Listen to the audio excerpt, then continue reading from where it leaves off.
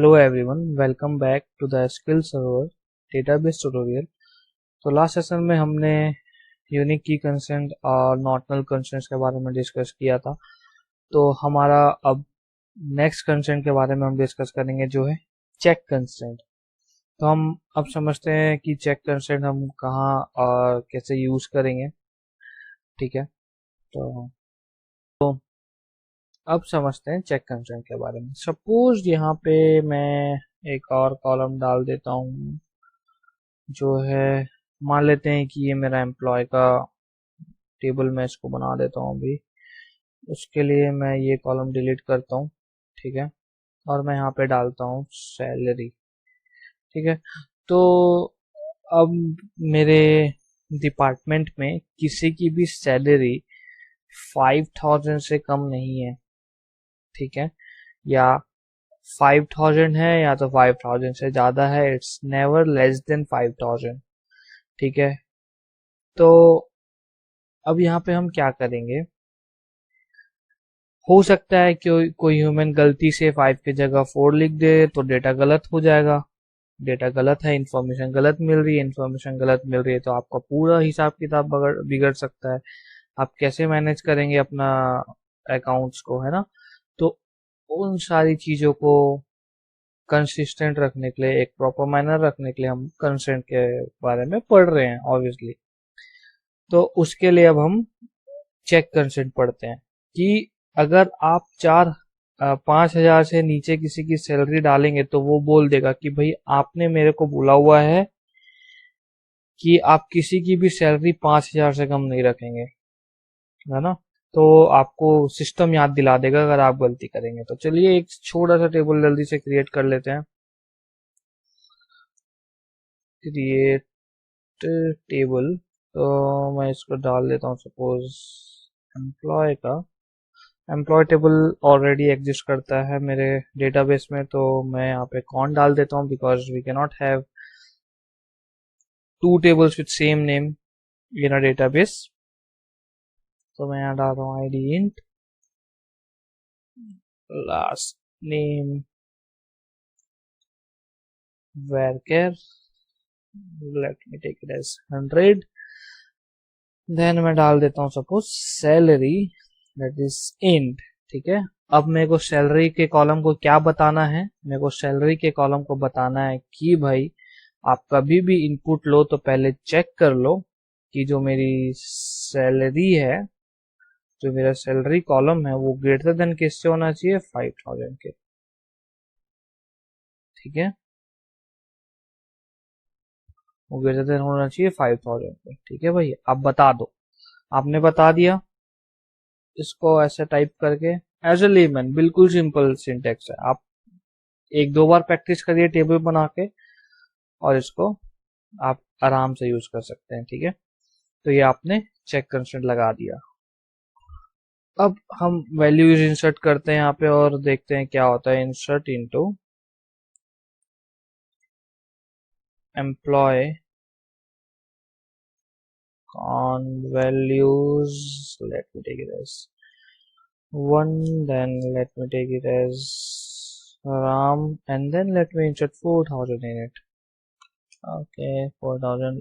I have missed the comma here, that's why it's showing red line. So let me put a comma. Now it's correct. Let me execute it. So we got an error. What's the error? The insert conflict with check consent।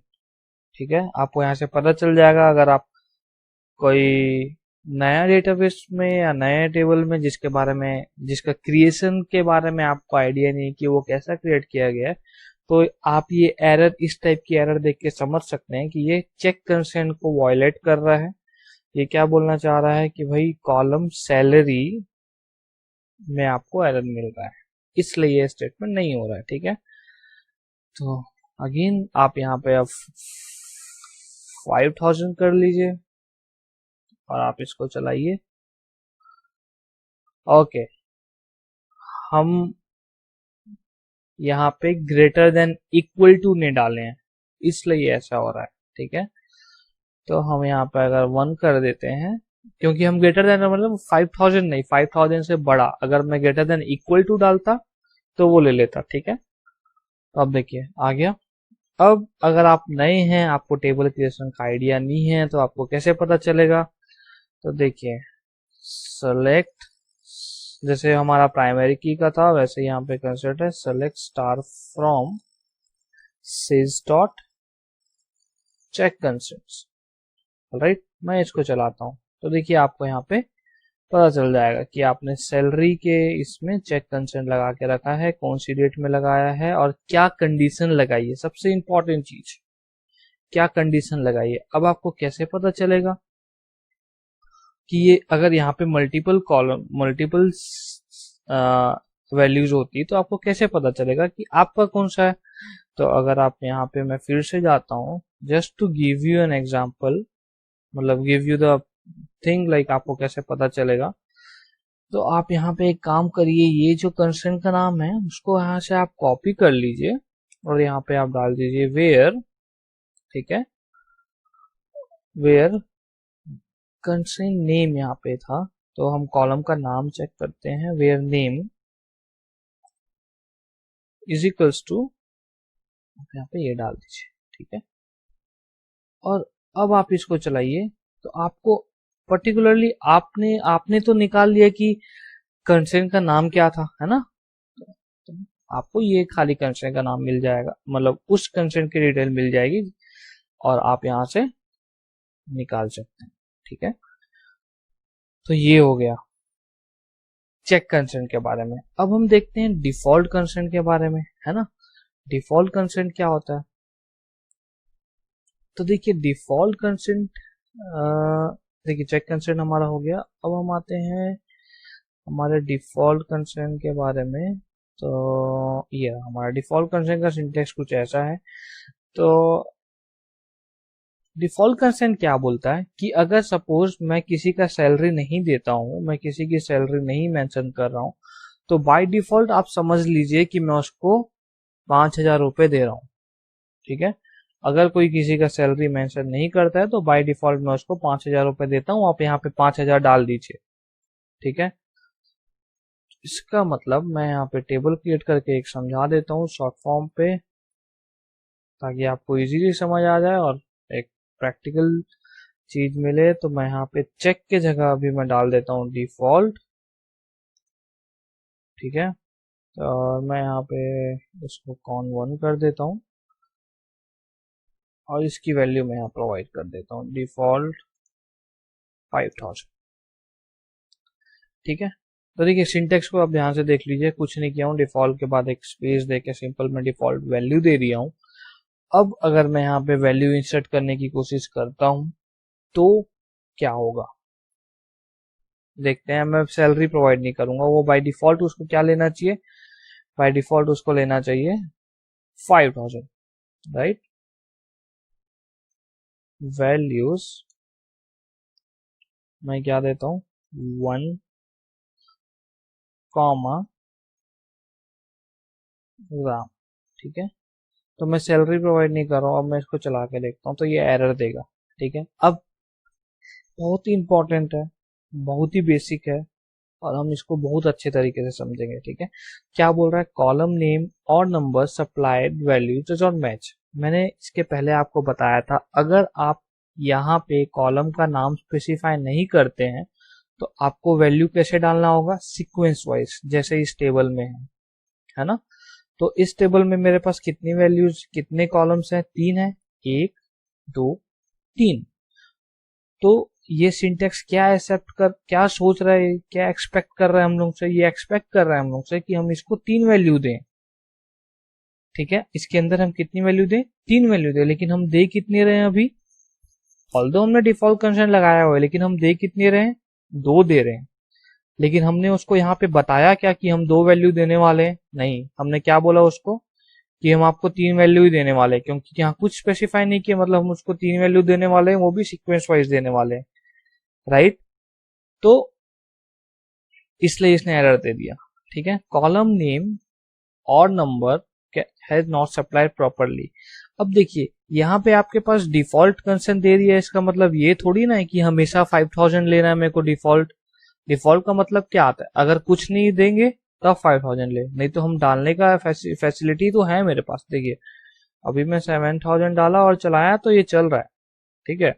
अब ये क्यों चल गया, क्योंकि हमने कुछ specify नहीं किया था, तो वो उसको पता है कि मैं 3 वैल्यू देने वाला हूँ, 3 वैल्यू मैंने सीक्वेंस पे डाल दी।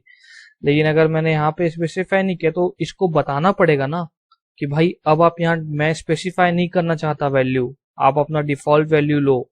तो यहाँ पे मैं क्या कर सकता हूँ, डिफॉल्ट ले सकता हूँ। देखिए अगर इस फीचर का अगर अगर इसको मैं यहाँ नहीं डालता तब भी ये एक्सेप्ट कर लेता, तब तो यहाँ पे फिर एक ह्यूमन गलती कर सकता है ना वैल्यू ना डाल के, है ना। तो वो सिर्फ एक आपको मैसेज देके क्रॉस चेक करना चाहता है और यहाँ पे उसको कंफर्म करवाना चाहता है कि आपको पक्का डिफॉल्ट वैल्यू लेना है ना, आप कहीं वैल्यू डालना भूल तो नहीं रहे हो। एज ए लेमैन इस चीज का बेनिफिट यही है, ठीक है।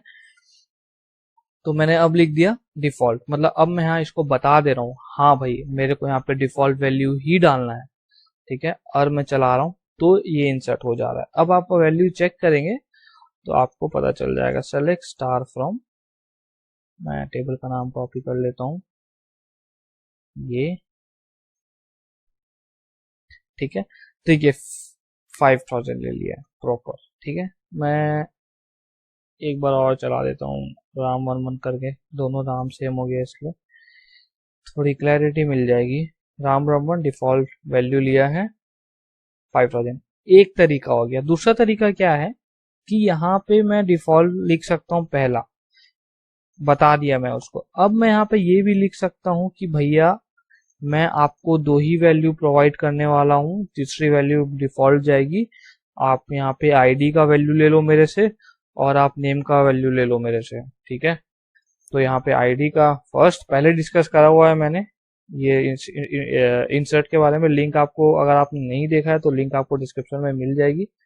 और ये नेम, ठीक है। ये तो मैंने उसको भैया बोल दिया मैं 2 ही वैल्यू देने वाला हूँ, बाकी तीसरे का आपने डिफॉल्ट से ले लो, मैंने पहले बताया हुआ है आपको, ठीक है।